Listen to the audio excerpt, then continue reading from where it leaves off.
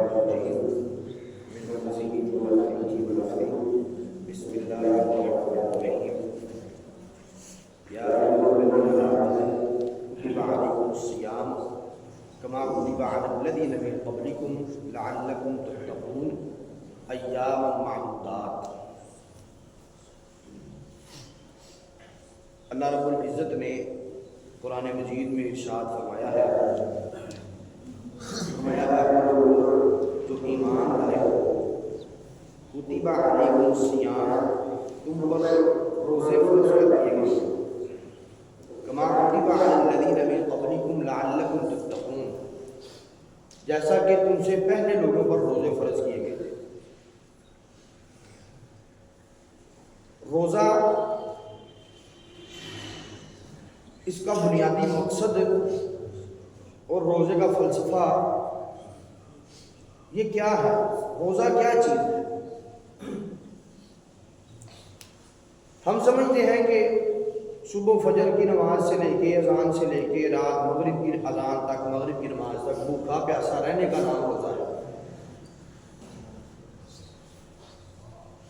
رمضان کا مہینہ آتا ہے، رمضان کا مہینہ ہماری زندگیوں میں ہر سال 11 مہینوں کے بعد تشریف لاتا ہے، اور ہمیں ایک جملہ سننے کو ملتا ہے۔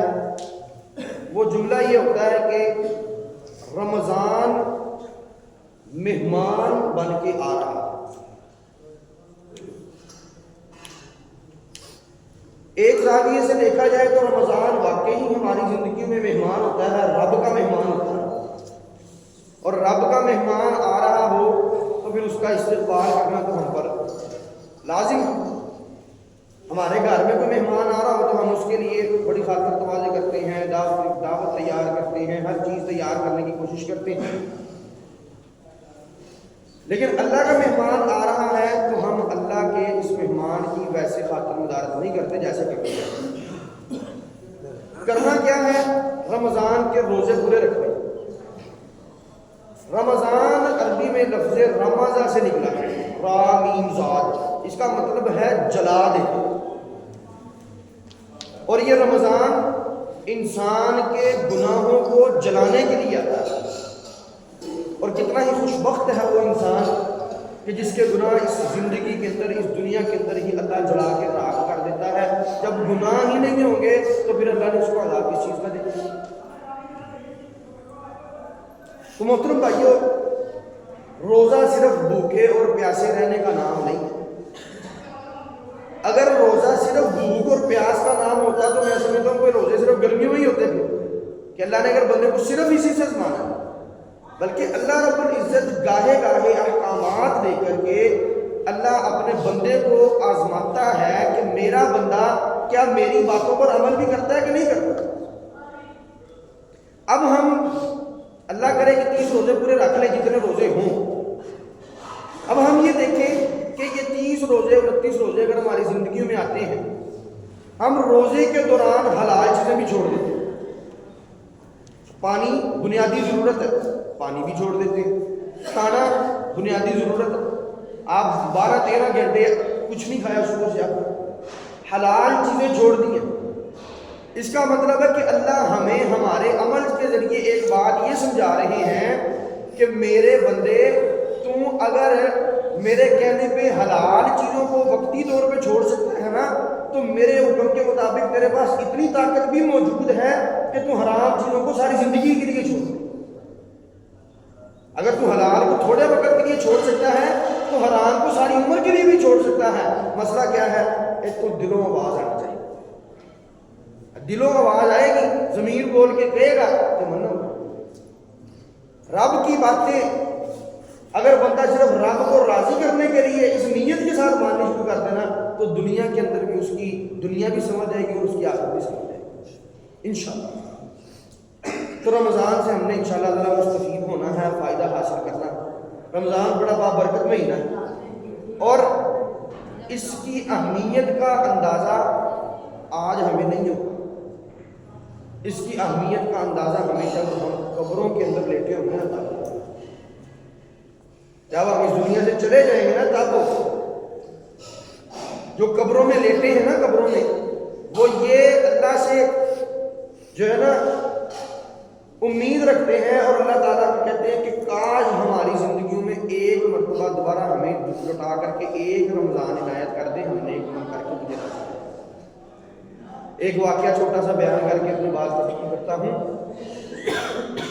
اللہ کے نبی صلی اللہ علیہ وسلم ایک مرتبہ بیٹھے تھے، تشریف فرما تھے، دو بندے ہیں، کافر دو ہیں، دونوں نے آگے کلمہ پڑھا، کہا اللہ کے نبی صلی اللہ علیہ وسلم ہمیں کلمہ پڑھا کر کے مسلمان کر۔ اب وہ مسلمان ہو گئے۔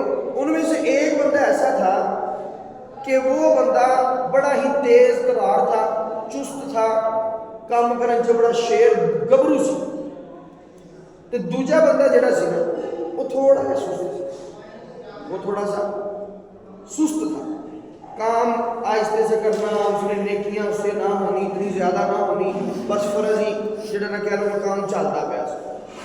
اب وہ بندہ جو بڑا تیز ترار تھا، طاقتور تھا، جنگجو تھا، وہ اسلام لانے کے بعد اس نے مار کے لڑے، جہاد کیا اور میدانوں میں اترا اور اس نے کافروں کو قتل کیا، مقابلے میں کسی کافر کے نشانے سے وہ شہید ہو گیا۔ اور جو دوسرا بندہ تھا وہ اس کے بعد 1 سال تک زندہ رہا، اور 1 سال کے بعد وہ اپنی طبی موت جو نا بستر مرگ پہ گھر نہیں فوت۔ اللہ کے نبی صلی اللہ علیہ وسلم کے ایک صحابی ہیں حضرت طلحہ رضی اللہ تعالیٰ کہتے ہیں میں نے ایک رات سویا ہوا تھا، خواب میں نے اپنے آپ کو دیکھا کہ میں جنت کے دروازے پر کھڑا ہوں۔ اللہ ہم سب کو حقیقت میں وہاں پہ جمع کرتے ہیں۔ کہتے ہیں میں نے دیکھا کہ میں جنت کے دروازے پر کھڑا ہوں، جنت کے دروازے پر میرے ساتھ 2 بندے اور کھڑے ہیں۔ پتہ وہ 2 کون سے؟ یہی والے 2 بندے جنہوں نے اسلام قبول کیا تھا، ایک شہید ہو گیا، 1 سال کے بعد اپنی موت خود فوت ہو گیا۔ کہتے ہیں میں نے دیکھا میرے ساتھ وہ 2 بندے کھڑے ہیں، جنت سے ایک دربان آتا ہے، آ کے کہتا ہے کہ جو ان میں سے بعد میں فوت ہوا تھا نا اس کو کہتا ہے کہ آؤ تمہارا وقت آ گیا جنت میں۔ پہلے اس کو جنت میں لے کے جاتا ہے جو 1 سال کے بعد فوت ہوا تھا، تھوڑی دیر بعد واپس آتا ہے جو شہید ہوا تھا نا پہلے 1 سال پہلے جس نے اپنی جان اللہ کو دی تھی، اس کو جو ہے نا بعد میں لے کر کے جنت میں جاتا ہے، اور پھر تیسری مرتبہ آتا ہے اور مجھے کہتا ہے طلحہ آپ واپس چلے جاؤ، آپ کا بھی وقت نہیں ہے۔ کہتے ہیں صبح ہوئی، میں بڑا پریشان، اتنی فضیلت سنی ہے بھائی، شہید جو ہوتا ہے اس کے جنت میں درجات فوراً اللہ بلند کر دیتے ہیں، 70 بندوں کی اس نے سفارش کرنی ہے اور اس نے جو ہے نا لوگوں کو جنت میں لے کے جانا ہے، قطرہ خون کا بعد میں گرتا ہے، پہلے اس کے سارے گناہ معاف ہو جاتے ہیں۔ تو کہتے ہیں میں بڑا پریشان ہوا، میں نے لوگوں سے بات کی، پورے مدینے میں خبر پھیل گئی کہ یہ کیا ماجرا ہے، شہید ہونے والے کو جو ہے بعد میں جنت میں بھیجا جا رہا ہے اور بعد میں فوت ہونے والے کو پہلے جنت میں بھیجا جا رہا ہے۔ بات اللہ کے نبی صلی اللہ علیہ وسلم تک پہنچ گئی۔ اللہ کے نبی صلی اللہ علیہ وسلم نے ساروں کو اکٹھا کیا، پوچھا بھائی کیا مسئلہ ہے؟ جی یہ مسئلہ ہے، یہ رات کو خواب آیا، تم این ذالک تعجب من ای ذالک تعجب، وہ تمہیں تعجب کس بات میں؟ مسئلہ ٹینشن کی تم پوچھنا کی چاہتے ہو؟ فرمایا اللہ کے نبی صلی اللہ علیہ وسلم آپ نے خود ہی کہا تھا کہ شہید کا رتبہ زیادہ ہے، تبھی موت فوت ہونے والے کا رتبہ کم ہے۔ پتہ اللہ کے نبی صلی اللہ علیہ وسلم نے کیا کہا؟ میرے صحابہ، جو بندہ 1 سال کے بعد فوت ہوا، اپنے بستر مرگ پر فوت ہوا، اور جو ہے نا وہ اپنی طبی موت فوت ہوا، اور میرے صحابہ کیا اس کی زندگی میں ایک رمضان نہیں آیا تھا؟ کہا بلا یا رسول اللہ، لیکن بھی اسلام آیا تھا؟ کہا ہاں آیا تھا، اس کی زندگی میں رمضان آیا، اس کو جتنی اس کے پاس طاقت تھی اس نے نمازیں ادا کی، اس نے روزے رکھے، اس نے زکوٰۃ ادا کی، اس نے جو ہے نا نیک عمل کیے، وہ ایک رمضان پا کر کے اتنا اعلیٰ رتبہ لے گیا کہ اس کو اللہ نے ایک شہید سے بھی بڑھ کر کے اس کو رتبہ عطا فرما دیا۔ ہماری زندگی میں بھی ایک رمضان آ گیا، ہم اپنے ارد گرد نظریں دوڑائیں تو ہمارے کتنے عزیز و اقارب پچھلے رمضان میں موجود تھے، اور آج وہ اس دنیا میں موجود نہیں. اور کتنے ہی ایسے کڑیل جوان جن کو اللہ نے زندگیاں دی تھیں جو سمجھتے تھے کہ ہم نے ابھی جو ہے نا جوانی دیکھنی ہے، پھر اپنے بوڑھے ہونا ہے، پھر جو ہے نا ہمارے بال بچے ہونے ہیں، خاندان کنبا قبیلہ ہونا ہے، اور پتہ نہیں کب جا کر کے فوت ہونا ہے. کتنے ایسے لوگ ہمارے ساتھی جو ہے نا ابھی کچھ دن پہلے فوت ہوئے.